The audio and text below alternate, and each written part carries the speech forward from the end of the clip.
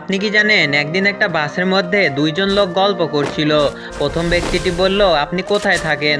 দ্বিতীয় ব্যক্তি উত্তরে বলল, আমি তো ঢাকায় থাকি। তখন প্রথম ব্যক্তি বলল, আরে আমিও তো ঢাকায় থাকি। দ্বিতীয় ব্যক্তি বলল, আপনি ঢাকার কোথায় থাকেন? প্রথম ব্যক্তিটি বলল, আমি মোহাম্মদপুরে থাকি।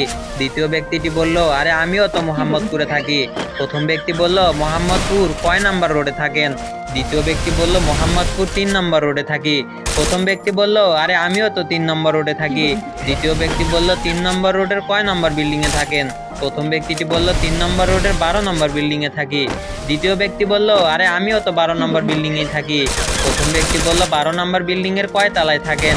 দ্বিতীয় ব্যক্তি বলল, 5 তলায় থাকি। প্রথম ব্যক্তি বলল, আরে আমিও তো 5 তলায় থাকি। পাশে থাকা এক লোক বলে উঠলো, আরে ভাই, আপনারা তো একই বিল্ডিং এর একই ফ্লোরে থাকেন, অথচ একজন আরেকজনকে চিনেন না। সেই লোকটির জবাবে সেই দুই লোকটি বলল, ভাই আপনার সমস্যা কি?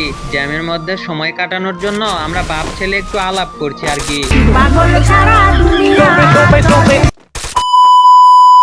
আপনি কি জানেন একদিন 4টা পাগল পুকুর ঘাটে বসে কথা বলছিল। তখন প্রথম পাগলটি বলল, শুনেছিস এই পুকুরে নাকি একবার আগুন লেগেছিল। তখন দ্বিতীয় পাগলটি বলল, তাই নাকি? তাহলে তো মাছেরা উড়ে গিয়ে পালিয়েছিল। তৃতীয় পাগল বলল, যা, মাছের কি ঘোড়ার ডিমের মতো পাখা আছে নাকি যে উড়ে যাবে?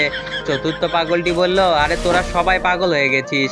আসলে সত্য ঘটনাটা হচ্ছে, ওই সময় মাছেরা আগুনকে কেরোসিন মেরে নিভাচ্ছিল। আপনি কি জানেন একদিন আমি রাস্তা দিয়ে হাঁটতেছিলাম, হঠাৎ আমার এক মেয়ে ক্লাসমেটের সাথে দেখা। ও আমারে জিজ্ঞেস করলো, কেমন আছোস? আমি খালি কইলাম, ভালো আছি। ওর সাথে বড় জোর 10 সেকেন্ডের মতো দাঁড়িয়ে কথা বলছি। এটা আবার তুহিনের আম্মু দেখছে। তুহিনের আম্মু হাবিবের আম্মুরে বলছে, ওই বাড়ির পোলারে দেখলাম রাস্তায় দাঁড়াইয়া এক মাইয়ার লগে 1 ঘন্টা যাবত প্রেমালাপ করতে। হাবিবের আম্মু আবার তানহার আম্মুকে বলছে, শুনছনি ওই পোলাটা নাকি কোন মায়াগর লগে হাত ধরে রাস্তার মধ্যে গুতাগুতি করছে। তানহার আম্মু আবার আমার আম্মুরে বলছে, তোমার পোলা কোন মাইয়ারে নিয়ে নাকি ঘুরতে গেছে। আম্মু আবার আমারে কইতাছে, কি রে, শুনলাম তুই নাকি বিয়া করছস। আপনি কি জানেন একদিন পরীক্ষার হলে একটি স্যার খুব কড়াভাবে গার্ড দিচ্ছিলেন।